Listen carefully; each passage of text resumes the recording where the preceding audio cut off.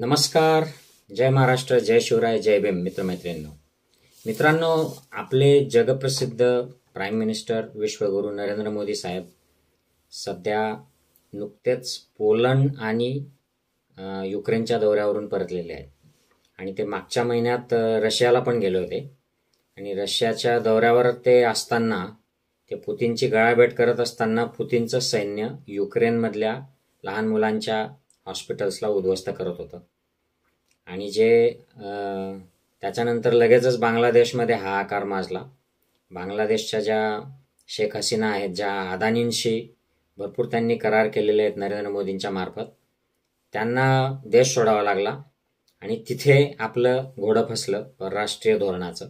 कारण तिथे त्यांनी असा आरोप केला बांगलादेशच्या शेख हसीनांनी की आमच्या देशामध्ये जे गोंधळ घातला आहे हा अमेरिकेने घातला आहे. म्हणजे अमेरिका आपल्या शेजारी राष्ट्रांमध्ये असा गोंधळ घालता आहे, अशा याचा त्याचा अर्थ होतो. म्हणजे आपलं नेपाळ, श्रीलंका, पाकिस्तान, बांगलादेश हे कोणत्याच राष्ट्रांशी आता सलोख्याचे संबंध सध्या नाही आहेत. चीन, पाकिस्तान तर सोडा, पण जे आपले मित्र होते ते देखील आता आपल्या विरोधामध्ये तिथे वातावरण होऊन गेलेलं आहे.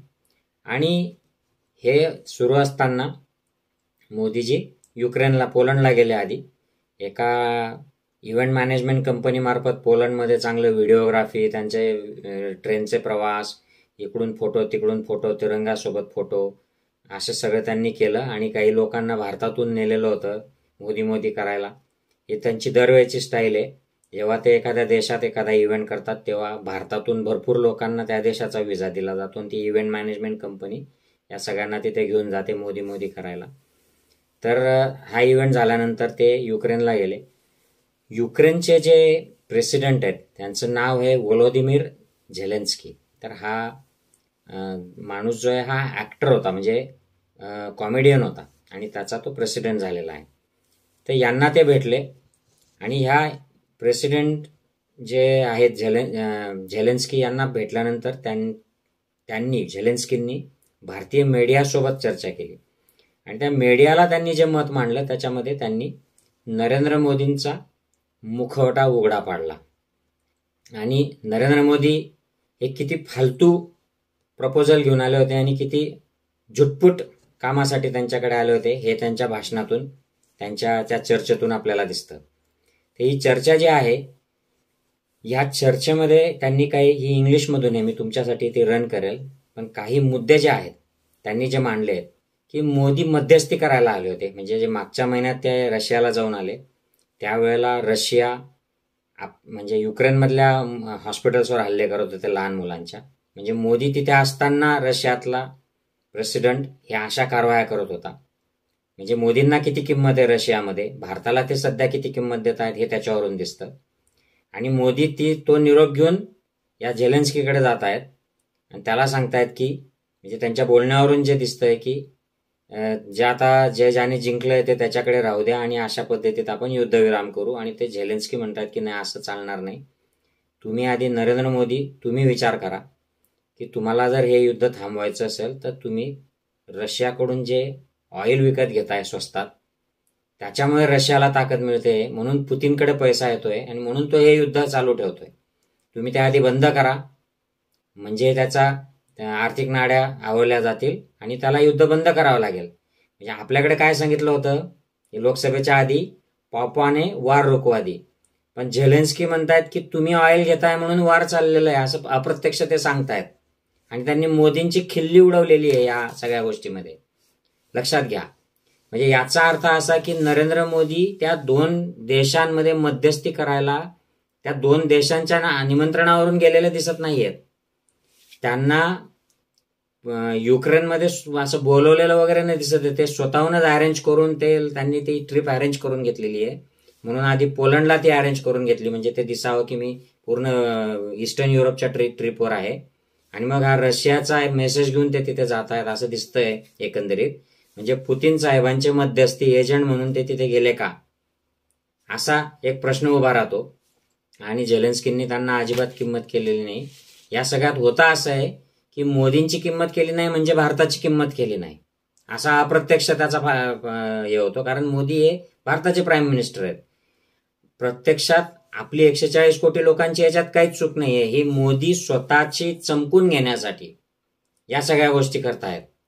म्हणजे आणि तिथे जाऊन आपल्या भारतातल्या विरोधकांवर, ते पोलंडमध्ये जाऊन, इकडे जाऊन, तिकडे जाऊन ते भारताच्या विरोधकांवर हल्ले करतायत. म्हणजे त्यांना आता भारतात इलेक्शनमध्ये भाव राहिला नाही, त्यांना जास्त किंमत दिली जात नाही, तर ते आता असे उपद्व्याप करायला लागलेत का, हे देखील आता लक्षात घेतलं पाहिजे आपण.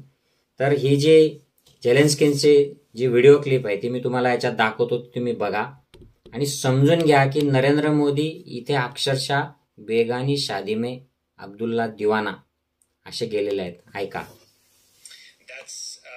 The role of India if you will stop import the oil, Putin will have huge challenges.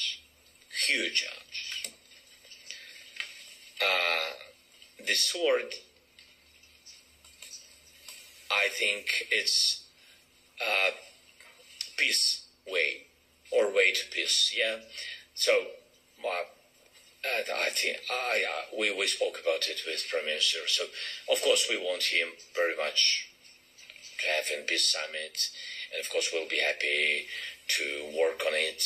And of course, if he has his ideas or his team ideas, we'll be happy to speak about it. But we don't change our territories on any propositions. So we don't change our people to any propositions, and our territories, and our values, and our freedom and democracy. We will not change it. So it's absolutely understanding points. All other things we can speak, we can decide, we can find any. But I spoke very openly with Prime Minister. No, Prime Minister Modi wants peace more than Putin. This is the problem. You understand? So the problem that Putin doesn't want. I don't know what about they spoke. I mean, all the details with Putin when they had meeting and etc. But I said to Prime Minister, with whom you have a deal. I mean that you speak with him, he's speaking to you how he wants peace, but at this moment exactly he's attacking hospital. Did he do anything good for us? No, he's a killer for us. But did he do something good for you? For India? If during official visit of Prime Minister you attack the children in the hospital. It's a very important moment. So he had to recognize after that he doesn't respect India or doesn't control his army. तर मित्रांनो, सोप्या भाषेत की Putin इंडियाला, मोदींना भाव देत नाही किंवा त्यांच्या आर्मीवर कंट्रोल नाही. म्हणजे जेव्हा मोदी आले तेव्हा म्हणजे मोदींच्या मार्फत तो पीस टॉक करायसाठी निरोप पाठवतोय युक्रेनला. मात्र मोदी तिथे असताना तो युक्रेनवर हल्ले करतोय, ते देखील हॉस्पिटल्समध्ये. म्हणजे तो मोदींची कुठलीही किंमत करत नाही, इंडियाची किंमत करत नाही किंवा पुतीनच्या हातामध्ये कंट्रोलच राहिलेला नाहीये त्यांच्या रशियाच्या आर्मीचा, असं यांचं म्हणणं आहे. आणि तुम्ही हे जे प्रपोजल घेऊन आलेत की जी टेरिटरी रशियाने घेतली ती रशियाकडे राहू द्या आणि आता युद्ध थांबवूयात, तर हे आम्हाला मान्य नाही. म्हणजे मोदीजी तिथे मान ना मान मै तेरा मेहमान, बेगानी शादी में अब्दुल्ला दिवाना अशा प्रकारे गेले की काय. हे चांगले इंटेलेक्च्युअल जे आहेत परराष्ट्रीय धोरणाविषयी त्यांचं मत झालेलं आहे. म्हणून मोदी सध्या स्वतःचे पॉलिश करण्यासाठी आणि त्याच्या बातम्या ज्या गोदी मीडिया आता जे काही चॅनल उरले आहेत अंबानीचे वगैरे अदानीचे, त्याच्यामधून दाखवलं जात आहे की अब वार रुकेगा, पापा वार रोक देंगे, हे खोटं पसरवलं जात आहे. प्रत्यक्षात या झेलेन्स्कींनी मोदींना उघडा पाडलेला आहे अक्षरशः की तुम्ही हे असलं प्रपोजल आणणं चूक आहे. तुम्ही स्वतः तिथून डिझेल ऑइल विकत घेताय, त्याच्यामुळे युद्ध चाललेलं आहे आणि असलं त्याचा तुम्ही निरोप आणता तेव्हा तो आमच्यावर हल्ला करतो, तो तुमची किंमत करत नाही. हे लक्षात घ्या. हे असं ज्ञान देखील झेलेन्स्कींनी दिलेलं आहे. परराष्ट्रीय धोरणाचा पूर्ण वाट लावलेली आहे मोदींनी स्वतःच्या प्रसिद्धीसाठी, आणि याची किंमत आता भारताला इथून पुढे मोजावी लागणार आहे. शेजारी कोणी मित्र राहिले नाहीत, आणि हे जे मेन वेस्टर्न फोर्सेस आहेत यांच्यामध्ये देखील देशाची किंमत कमी करून ठेवलेली. I hope the situation changes soon. Take care. Bye bye.